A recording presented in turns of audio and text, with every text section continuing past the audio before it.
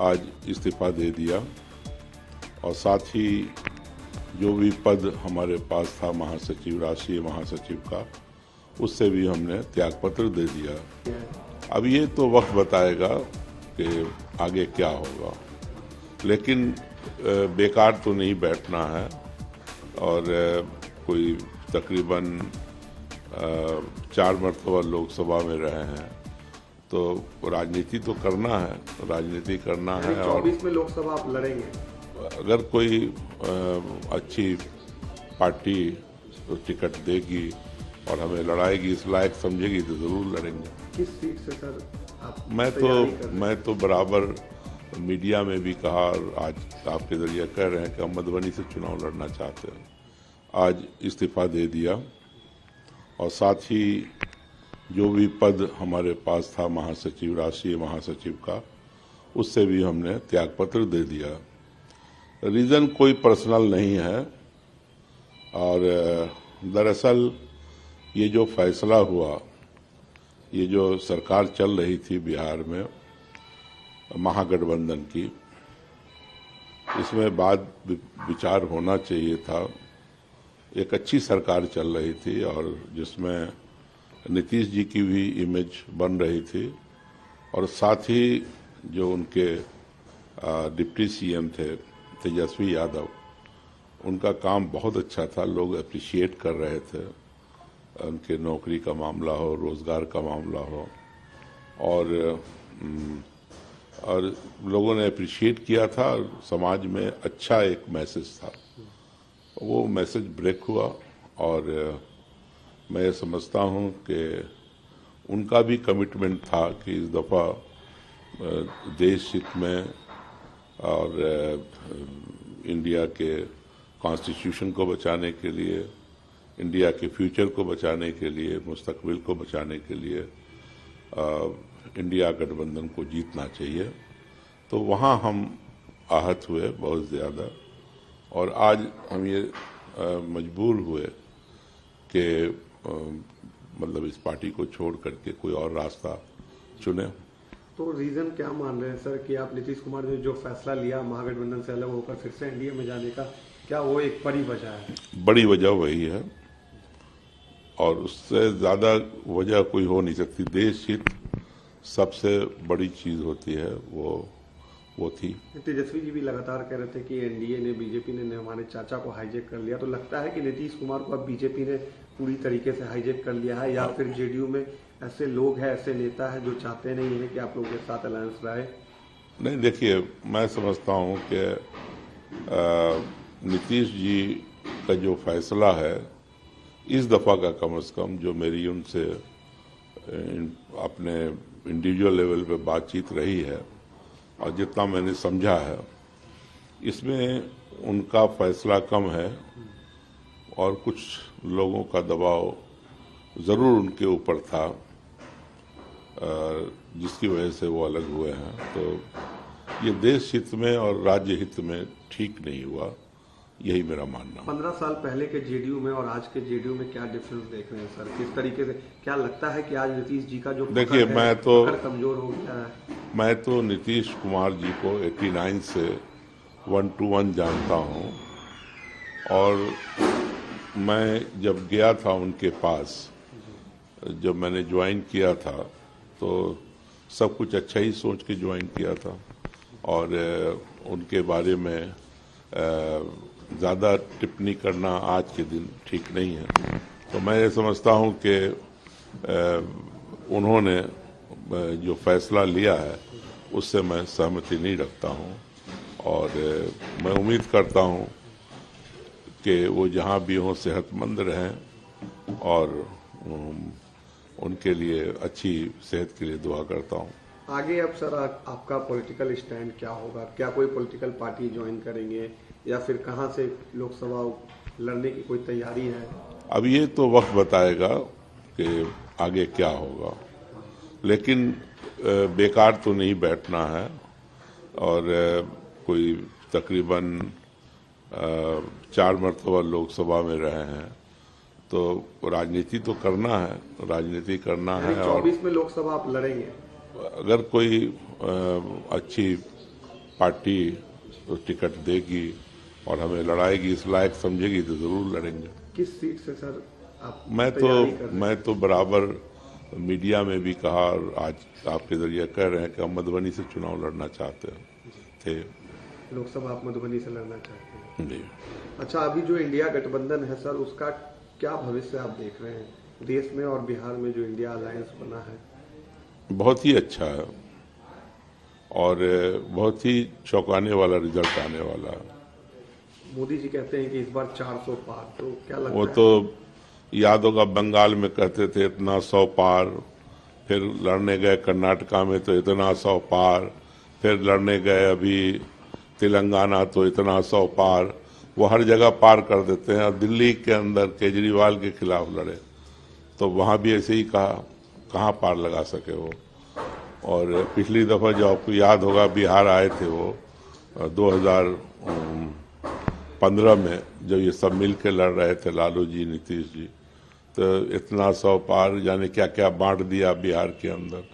लेकिन आपने देखा रिजल्ट तो पब्लिक के हाथ में है और गारंटी दे रहे हैं जनता 400 पार की, और मोदी की गारंटी दे रहे हैं 400 पार की भी गारंटी दे रहे हैं सर।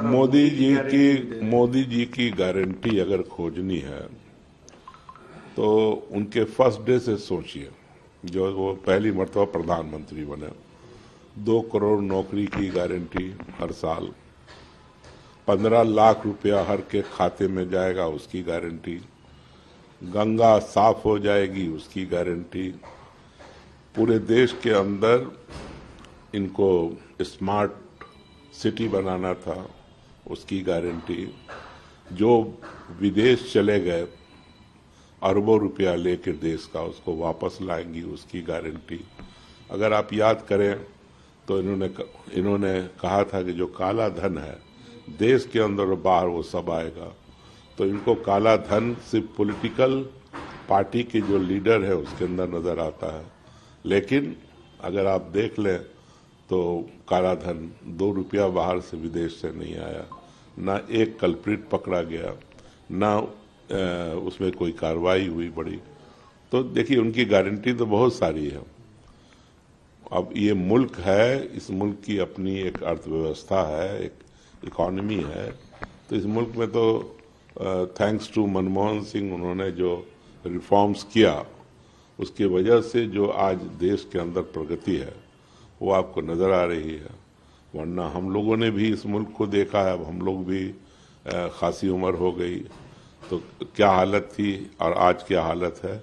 और ये सब अगर इसके पीछे कोई है तो उसके पीछे कांग्रेस की सरकारें हैं दिल्ली के अंदर, जिन्होंने सही माने में देश को एक दिशा देने का काम किया है। चाहे आज आपको बिजली मिल रही हो, चाहे गांव-गांव सड़क पहुंची हो, या सस्ता अनाज। आपको याद होगा फूड गारंटी बिल कौन लेके आया था? 1 रुपए में गेहूं और 2 रुपए में चावल, फूड गारंटी बिल। अब ये तो सब चीज अपने नाम लेते हैं। और क्या पहले शौचालय नहीं बनता था? अब इस मुल्क के अंदर 6.5 लाख से ऊपर गांव है।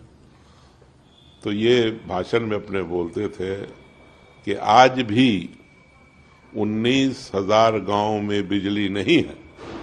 भाइयों बहनों, क्या 19,000 गांव में बिजली जानी चाहिए या नहीं जानी चाहिए? तो ये नहीं जिक्र किया उन्होंने कि 6.5 लाख में बाकी जगहों पर बिजली पहुंच चुकी है।